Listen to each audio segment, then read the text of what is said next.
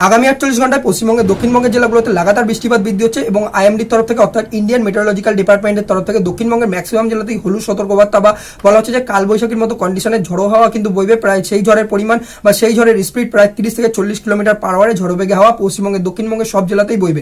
এবার সেক্ষেত্রে পশ্চিমবঙ্গের দক্ষিণবঙ্গের 4 জেলাতে অলরেডি কমলা সতর্কবার্তা জারি করা রয়েছে এবং উত্তরবঙ্গের জেলাতে বলা হচ্ছে যে আইএমডির তরফ থেকে সেখানে শিলাবৃষ্টি সহ কিন্তু বৃষ্টিপাতের সম্ভাবনা রয়েছে। সেক্ষেত্রে বাংলাদেশের যদি কথা বলি, বাংলাদেশের দক্ষিণবঙ্গে কিন্তু সেরকম কিন্তু বৃষ্টিপাত রয়েছে এবং সাথে সাথে কিন্তু এখানেও হলুদ সতর্কবার্তা জারি করা হয়েছে। এই জায়গাটাতে কিন্তু কালবৈশাখীর মতো কন্ডিশন সৃষ্টি হবে বিকালের দিক করে এবং সেক্ষেত্রে আমাদের যদি ত্রিপুরার কথা বলি, ত্রিপুরাতেও কিন্তু আকাশে কালো মেঘ সহ কিন্তু বৃষ্টিপাত দেখা যাবে, কিন্তু বৃষ্টিপাতের সম্ভাবনা ত্রিপুরাতে অনেক কম রয়েছে। তবুও কিন্তু আইএমডির তরফ থেকে পুরো ত্রিপুরার উপরেই হলুদ সতর্কবার্তা রয়েছে এবং আসামের দক্ষিণ ভাগ অর্থাৎ শিলচর, হাইলাকান্দি এই জায়গাগুলোতেও কিন্তু হলুদ সতর্কবার্তা আইএমডির তরফ থেকে রয়েছে। তো নমস্কার বন্ধুরা, আমি রয়েছি অভিজিৎ। আজকের আবহাওয়া দর্পণে আগামী 48 ঘন্টায় পশ্চিমবঙ্গ এবং তার পার্শ্ববর্তী কোথায় কিরকম বৃষ্টিপাত রয়েছে সেগুলো নিয়ে আলোচনা করব। সবার প্রথমে আমরা জিএফএস মডেল থেকে 850 হেক্টোপাস্কেল প্লাস রেন ম্যাপ দেখবো। সেক্ষেত্রে আপনারা যে হাওয়ায় কতটা পরিমাণের ময়েশ্চার রয়েছে এবং হাওয়া কোন দিক থেকে কোন দিকে যাচ্ছে সেটা আপনাদের দেখাই। সবার প্রথম কথা হচ্ছে যে একটা ওয়েস্টার্ন ডিস্টারবেন্স ভারতবর্ষের উত্তর পশ্চিমে রয়েছে, তো সেক্ষেত্রে সেইটাই আগে অ্যাডভান্স করছে এবং সাথে সাথে আরো একটা ওয়েস্টার্ন ডিস্টারবেন্স যেটা কিন্তু 9 তারিখ থেকে 8 তারিখ নাগাদ ভারতবর্ষের যে উত্তর পশ্চিমের জায়গা রয়েছে সেখানে কিন্তু পৌঁছে যাবে। যার দরুন কি হচ্ছে যে আর আগের যে ওয়েদার সিস্টেমটা রয়েছে সেটা কিন্তু পশ্চিম দিক থেকে পূর্ব দিকে মুভ করছে, যার দরুন পশ্চিমবঙ্গে এখন বর্তমানে কিন্তু বৃষ্টিপাত আপনারা উপলব্ধি করতে পারবেন আগামী 48 ঘন্টায়। তো বর্তমানে কিন্তু এই হাওয়াটা যেটা বয়ে আসছে যার মধ্যে কিন্তু দেখা যাচ্ছে যে আর্দ্রতা থাকলেও কিন্তু সেই আর্দ্রতার পরিমাণটা অনেকটা পরিমাণের কম, যার দরুন কিন্তু এখন অবধি বলা হচ্ছে যে ওভারঅলি পুরো পশ্চিমবঙ্গ জুড়ে 7 এপ্রিল থেকে 6 এপ্রিল এই দুই দিনই কিন্তু দেখা যাচ্ছে যে বলা যেতে পারে যে আগামী 48 ঘন্টাতে প্রায় 10 মিলিমিটার পর্যন্ত কিন্তু বৃষ্টিপাত হতে পারে। যার দরুন যদি আমরা একটু জেলা স্পেসিফিক করি, তো সেক্ষেত্রে দক্ষিণবঙ্গের যে উত্তর 24 পরগনা, দক্ষিণ 24 পরগনার এরিয়া রয়েছে সেক্ষেত্রে কিন্তু 6 তারিখ নগণ্য পরিমাণের বৃষ্টিপাত রয়েছে প্রায়, এবং সাথে সাথে মেদিনীপুর অর্থাৎ হচ্ছে কাথি, কন্টাই এই জায়গাগুলোতে এবং সাথে সাথে তমলুক এই জায়গাগুলোতে লাইট টু মডারেট টাইপের বৃষ্টিপাত আপনারা উপলব্ধি করতে পারবেন। হুগলিতে খুবই কম পরিমাণের বৃষ্টিপাত রয়েছে, প্রায় কিন্তু লেস দ্যান 5 মিলিমিটারের মতো বৃষ্টিপাত রয়েছে কালকের দিন জন্য। কিন্তু 7 তারিখ দিনে কিন্তু এই জায়গাগুলোতেই দেখা যাচ্ছে যে প্রায় 10 মিলিমিটার পর্যন্ত কিন্তু বৃষ্টিপাত হবে। এরপর কিন্তু আমরা যদি পুরুলিয়া, বাঁকুড়া, বীরভূম এবং সাথে সাথে কিন্তু বর্ধমান অর্থাৎ হচ্ছে পশ্চিম বর্ধমানের কথা বলি, এই জায়গাগুলোতে কিন্তু কমলা সতর্কবার্তা জারি করা রয়েছে। এখানে কিন্তু স্ট্রং সার্ফেস উইন্ড কিন্তু থাকছে, অর্থাৎ হচ্ছে দুদিনই কিন্তু ভালো ঝড়ো বেগে হাওয়া বইবে 6 তারিখ এবং 7 তারিখ দুই দিনই নাগাদ, এবং এক্ষেত্রে প্রায় 40 থেকে 50 কিলোমিটার পার আওয়ারে ঝড়ো বেগে হাওয়া বইবে। কিন্তু এইখানের মানুষের জন্য সব থেকে বড় স্বস্তি হচ্ছে যে গরম কিন্তু অনেকটা পরিমাণের কমবে, যেই গরমটা কিন্তু 40 ডিগ্রি তাপমাত্রায় কিন্তু পৌঁছে গেছিল আসানসোল, দুর্গাপুরে, তারপর সাথে সাথে পুরুলিয়া, বাঁকুড়া, বীরভূমে, সিউড়িতে এই জায়গার কিন্তু টেম্পারেচার কমছে এবং সাথে সাথে মুর্শিদাবাদ অর্থাৎ বহরমপুরেও কিন্তু টেম্পারেচার কমছে। যার ধরুন কি হচ্ছে এখানের মানুষদের জন্য একটা বড় স্বস্তি আসছে। কিন্তু এখানের মানুষদের কিন্তু এইটা মাথায় রাখতে হবে যে ফসল কিন্তু আপনাদের কেটে নিতে হবে, চাষি ভাইরা যারা আছেন, কারণ কিন্তু এখানে খুব জোর বেগে হাওয়া বইবে, তাতে আপনাদের যে ধান রয়েছে সেগুলো কিন্তু মাটির সাথে নুয়ে যাবে এবং ধান কিন্তু ক্ষতি হওয়ার চান্সেস রয়েছে। যাদের ধান 80% মতো পেকে গেছে তারা কিন্তু ধান কেটে নেবেন, কারণ হচ্ছে 48 ঘন্টার পর কিন্তু বৃষ্টিপাত লাগাতার দক্ষিণবঙ্গের এই জায়গাগুলোতে বৃদ্ধি হবে।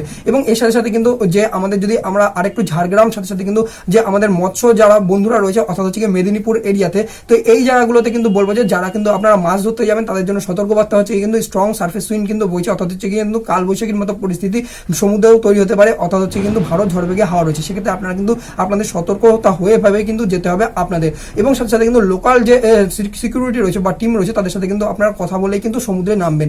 এরপর কথা হচ্ছে কিন্তু যারা প্ল্যান করছে যে দক্ষিণবঙ্গে ঘুরতে যাওয়ার বা দীঘা সমুদ্রে ঘুরতে যাওয়ার, তাদের জন্য বলবো যে আগামী কিন্তু 4-5 দিন কিন্তু ভালো ঝড় বেগে হাওয়া এবং সাথে সাথে কিন্তু বৃষ্টিপাতের সম্ভাবনা কিন্তু রয়েছে। এরপর যদি আমরা বাংলাদেশের কথা বলি, বাংলাদেশের দক্ষিণ ভাগটা, তো সেক্ষেত্রে কিন্তু যে পিরিজপুর, জালুকাঠি, বরিশাল এবং সাথে সাথে যশোর এই জায়গাগুলোতে আপনারা দেখতে পাচ্ছেন যে বৃষ্টিপাত লাগাতার বৃদ্ধি হচ্ছে এবং সাথে সাথে কিন্তু স্ট্রং সার্ফেস উইন্ড, এবং ঢাকাতেও অবধি কিন্তু আপ টু এই জায়গাটাতে কিন্তু প্রায় বড় হচ্ছে 30 থেকে 40 কিলোমিটার পার আওয়ার ঝড় বেগে হাওয়া এবং সাথে সাথে কিন্তু কালবৈশাখী বইছে। তো এরপর হচ্ছে কিন্তু যদি আমরা উত্তর ভাগে যাওয়ার চেষ্টা করি, সেক্ষেত্রে আমাদের মালদা, মুর্শিদাবাদ এবং সাথে সাথে আর একটু যদি আমরা উত্তর দিনাজপুর, দক্ষিণ দিনাজপুর এই জায়গাগুলোতেও কিন্তু বৃষ্টিপাত রয়েছে, সাথে সাথে কিন্তু রাজশাহী, রংপুরেও কিন্তু বৃষ্টিপাত রয়েছে বাংলাদেশে, সিলেট, ময়মনসিংহ কিন্তু মোটামুটি 10 মিলিমিটার পর্যন্ত বৃষ্টিপাত কিন্তু আপনারা উপলব্ধি করতে পারবেন। সেম কিন্তু ওয়েদার কন্ডিশন 30 থেকে 40 কিলোমিটার পার আওয়ারে ঝড় বেগে হাওয়া বইবে। এরপর যদি আমরা এই সোজাসুজি কিন্তু আসাম দেখার চেষ্টা করি, শিলচর হচ্ছে হাইলাকান্দি এই জায়গাগুলোতে এবং ত্রিপুরার উপরে অর্থাৎ আমাদের সিপাহী জেলা, গোমতি, তারপর আগরতলা, তারপর হচ্ছে পশ্চিম ত্রিপুরা এবং সাথে সাথে কিন্তু ঊনকোটি, ধলাইতে এই জায়গাগুলোতে কিন্তু আকাশে কালো মেঘ রয়েছে এবং এই জায়গা থেকে কিন্তু দেখা যাচ্ছে একটা হাওয়ার ট্রাপ কিন্তু